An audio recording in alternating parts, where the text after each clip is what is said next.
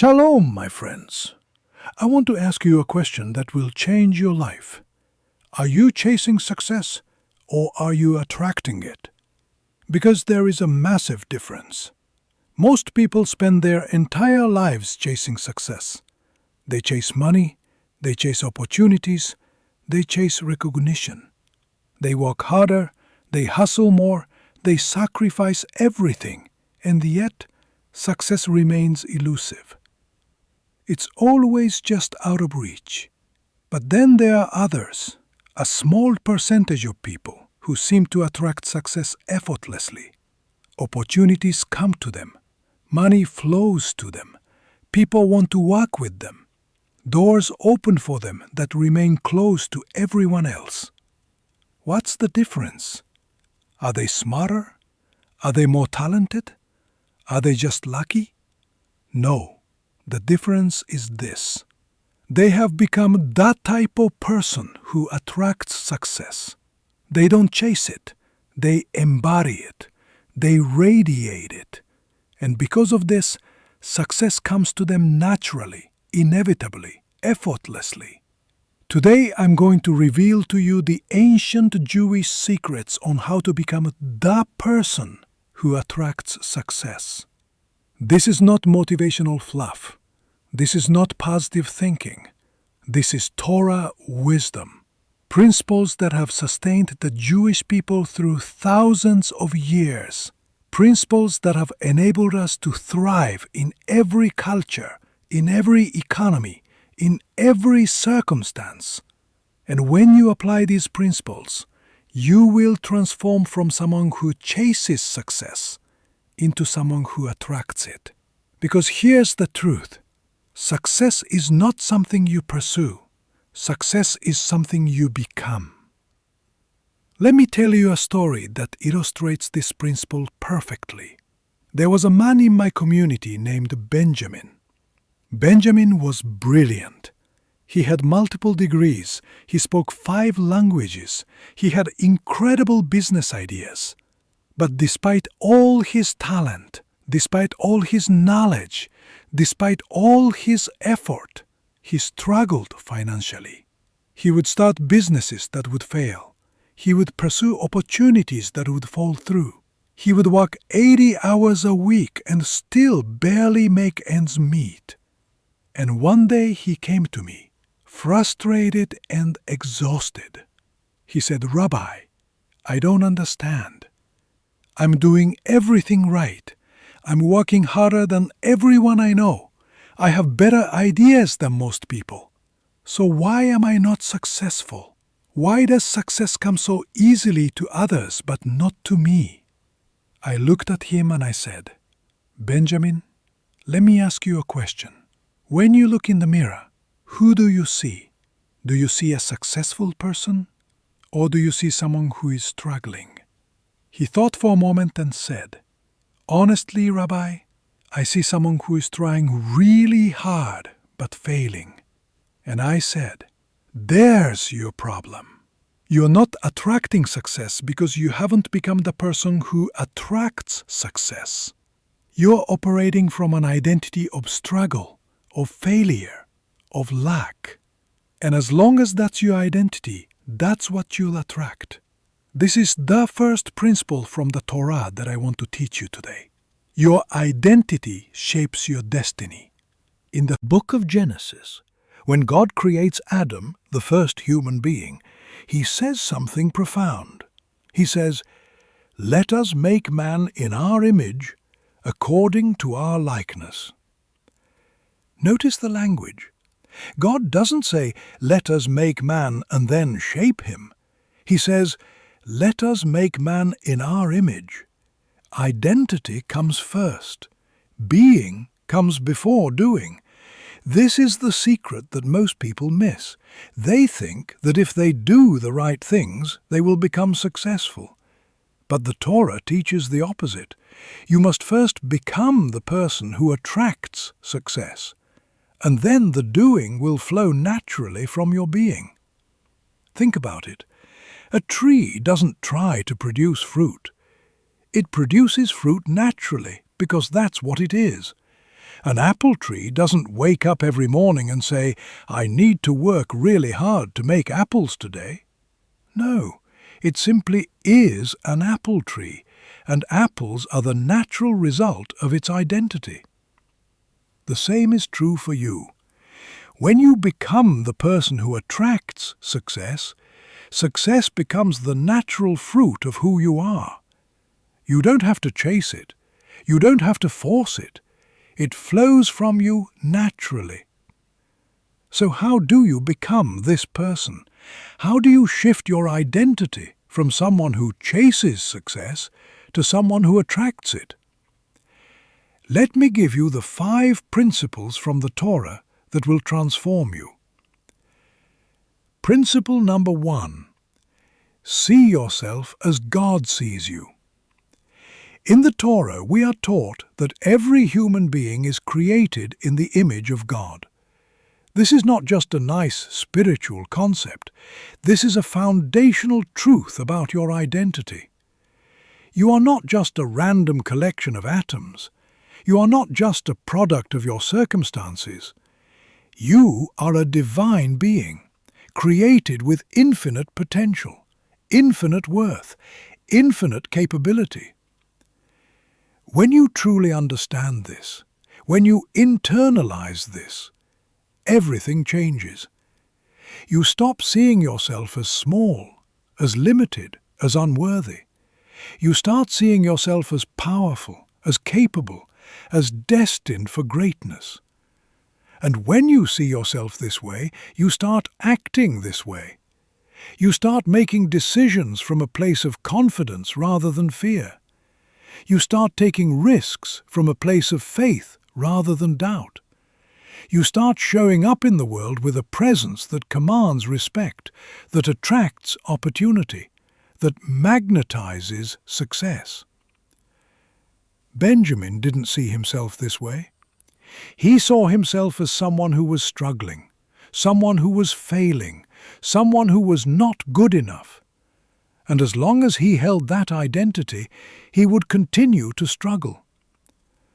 But when he shifted his identity, when he started seeing himself as God sees him, as a divine being created for greatness, everything changed.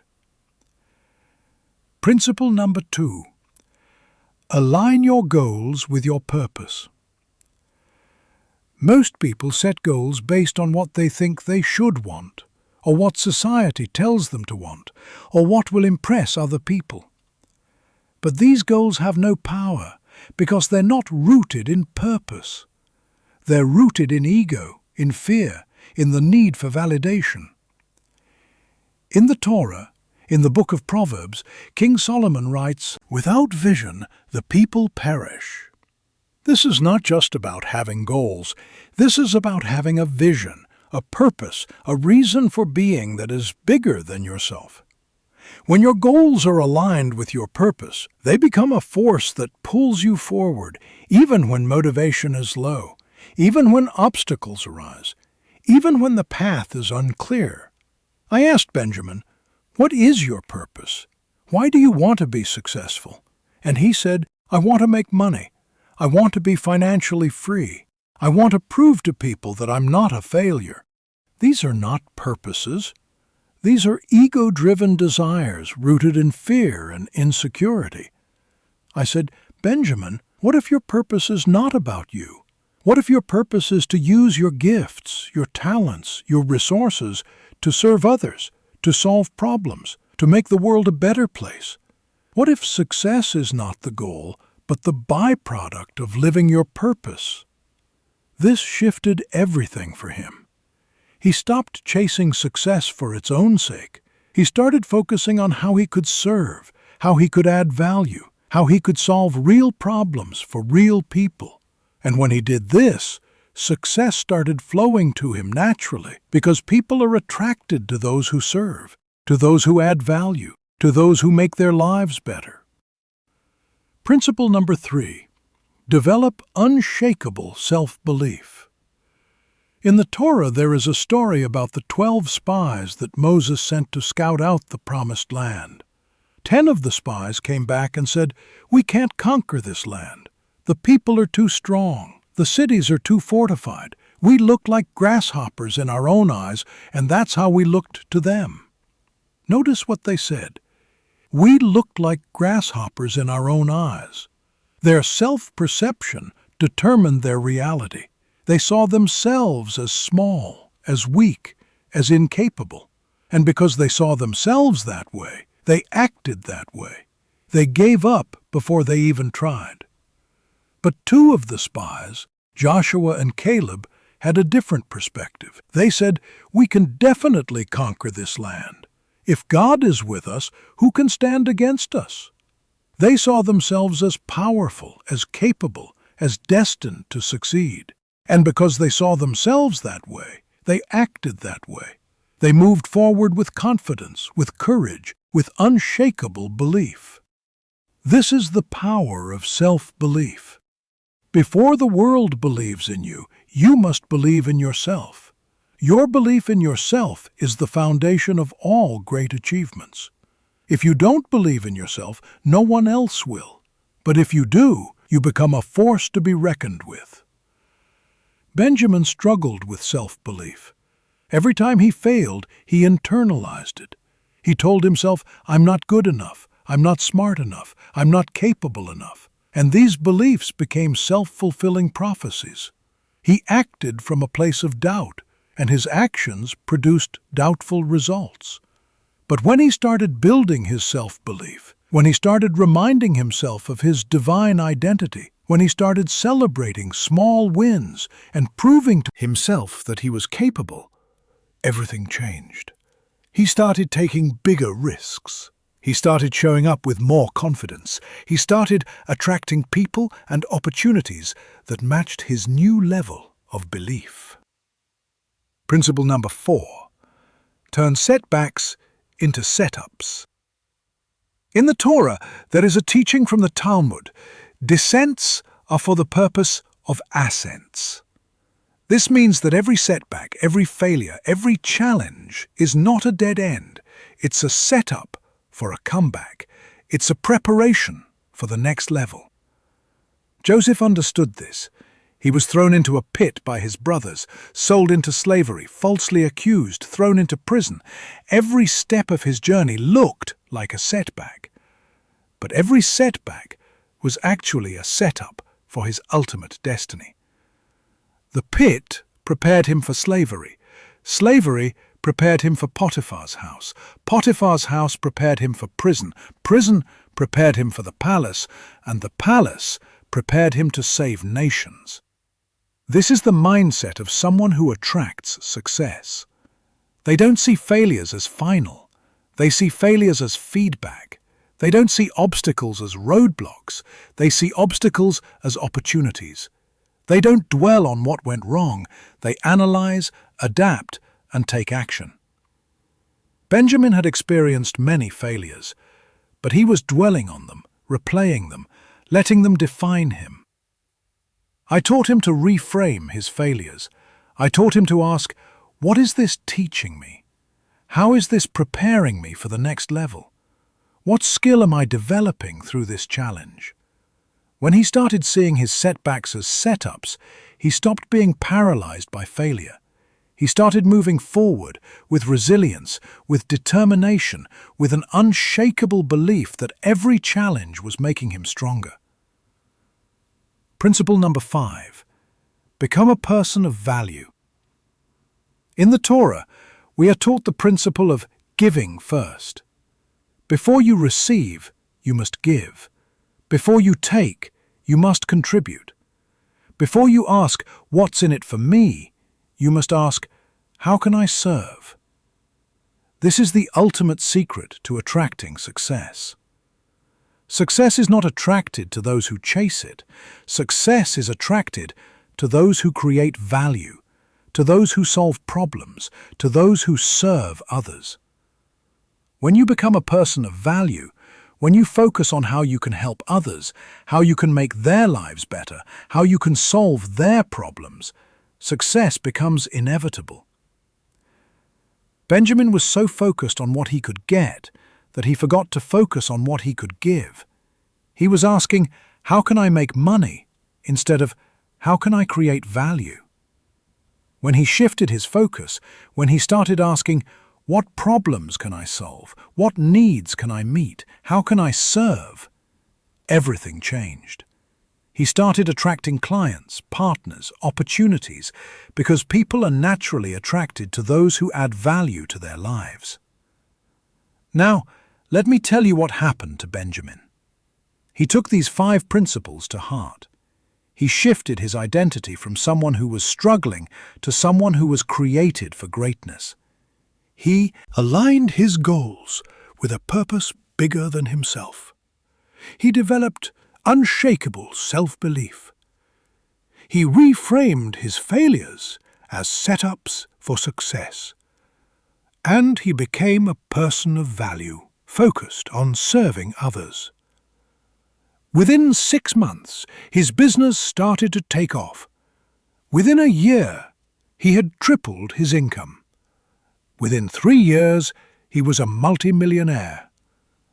But more importantly, he was happy. He was fulfilled. He was living with purpose.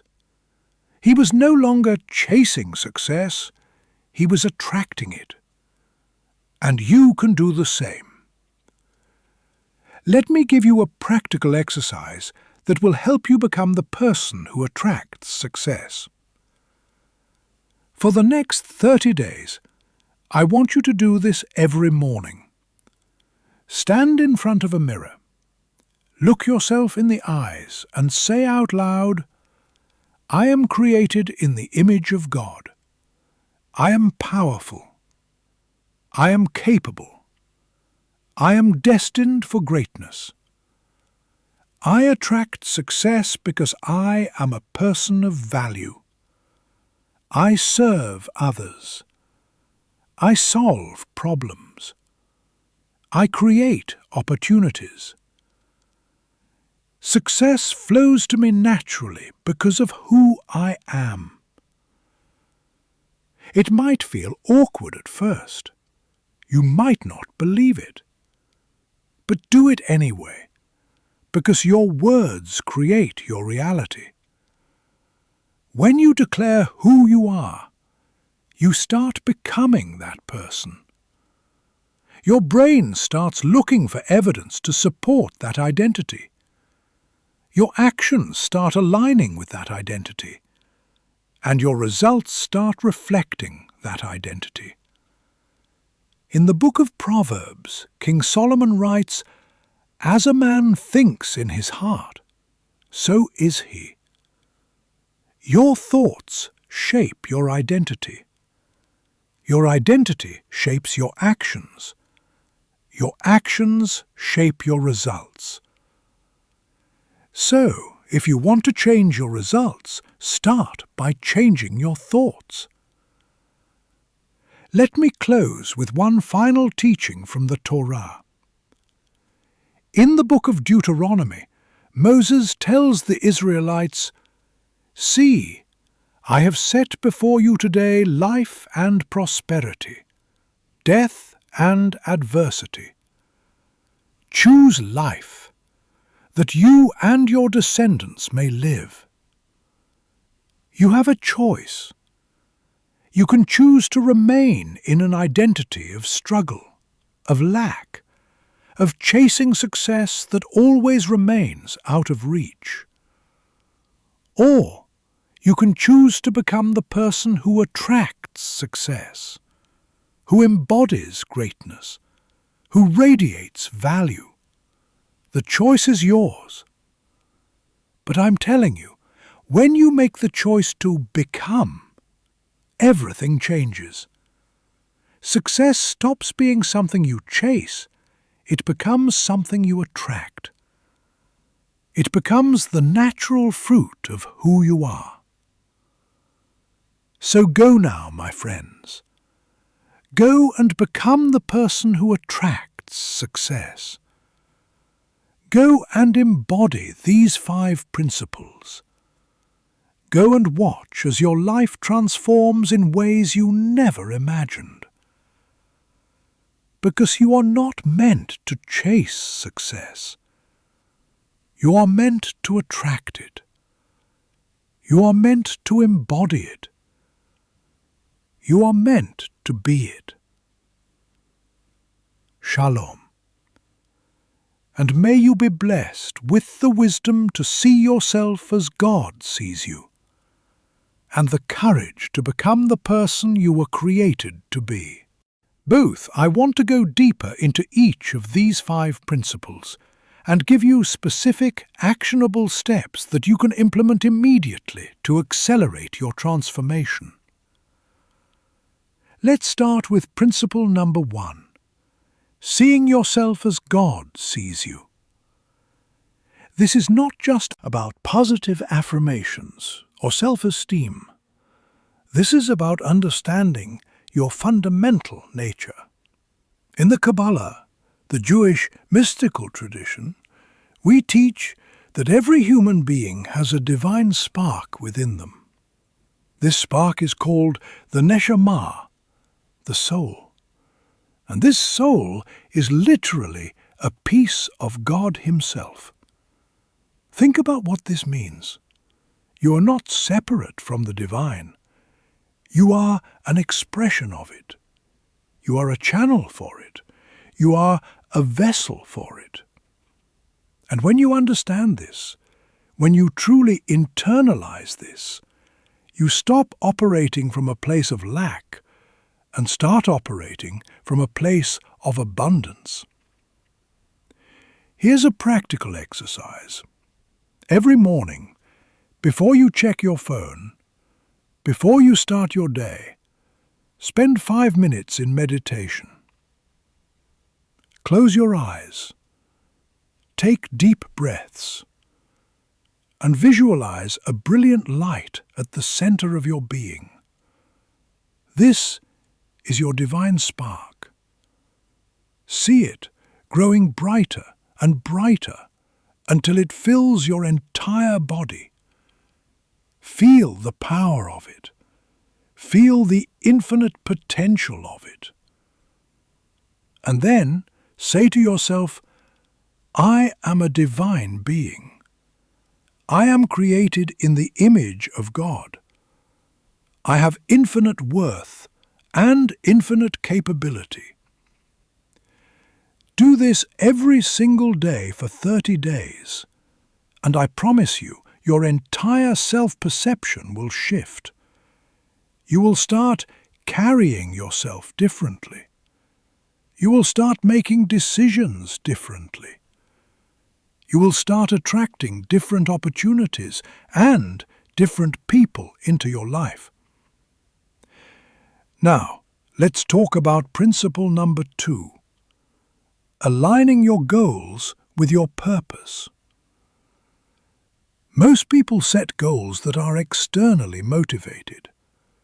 They want to make $1 million because society says that's success. They want a big house because their neighbors have one. They want a prestigious title because it will impress people. But these goals have no soul. They have no depth. And when you achieve them, you feel empty, because they were never truly yours to begin with.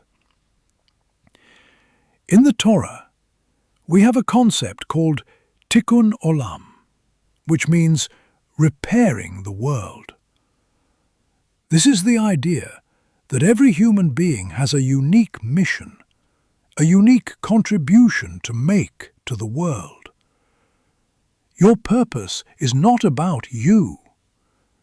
Your purpose is about how you can use your unique gifts, talents, and experiences to serve others and make the world a better place. Here's how to discover your purpose. Ask yourself these 3 questions. Question 1. What breaks your heart? What injustice, what problem, what suffering in the world moves you to tears or to anger? This is a clue to your purpose, because the things that break your heart are the things you are meant to fix. Question 2. What are you naturally good at? What skills, talents, or abilities do you have that come easily to you, but are difficult for others? These are your gifts, and they are meant to be used in service of your purpose. Question 3. What would you do even if you weren't paid for it? What activity makes you lose track of time? What work feels like play to you? This is your passion. And when you combine your passion with your gifts and direct them toward what breaks your heart, you find your purpose. Once you discover your purpose, align all your goals with it. Don't set goals just to make money or to impress people. Set goals that move you closer to fulfilling your purpose. And when you do this, you will find that success comes naturally, because you are operating in alignment with your divine mission. Now, let's talk about principle number 3, developing unshakable self-belief. Self-belief is not something you're born with. It's something you build, and you build it through evidence. Every time you set a goal and achieve it, you prove to yourself that you are capable. Every time you face a challenge and overcome it, you prove to yourself that you are strong. Every time you take a risk and succeed, you prove to yourself that you are worthy of success. But here's the problem. Most people only remember their failures. They replay their mistakes over and over in their minds. They dwell on the times they fell short, and this creates a pattern of self-doubt that becomes a self-fulfilling prophecy. So, here's what I want you to do. Create a success journal. Every single day, write down 3 wins. They don't have to be big, they can be small. Maybe you had a difficult conversation and handled it well. Maybe you completed a task you'd been procrastinating on. Maybe you made a healthy choice instead of an unhealthy one. Write it down. Celebrate it. Acknowledge it. Over time, this journal will become a powerful record of your capability. And when self-doubt creeps in, when you start questioning whether you can achieve your goals, you can open this journal and see the evidence. You can remind yourself of all the times you succeeded, all the times you overcame, all the times you proved yourself capable. In the Talmud, there is a teaching. According to the effort is the reward.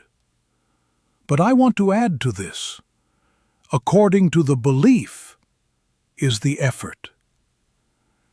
If you don't believe you can succeed, you won't put in the effort required to succeed. But if you believe deeply, unshakably, that success is your destiny, you will do whatever it takes to make it happen. Now, let's talk about principle number 4, turning setbacks into setups. This is perhaps the most important principle of all, because setbacks are inevitable. You will fail. You will face rejection.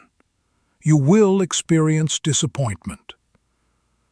The question is not whether you will face setbacks. The question is how you will respond to them. In the Torah, there is a beautiful teaching about the Israelites' journey through the desert. They wandered for 40 years before entering the Promised Land. And during those 40 years, they faced countless challenges: hunger, thirst, enemies,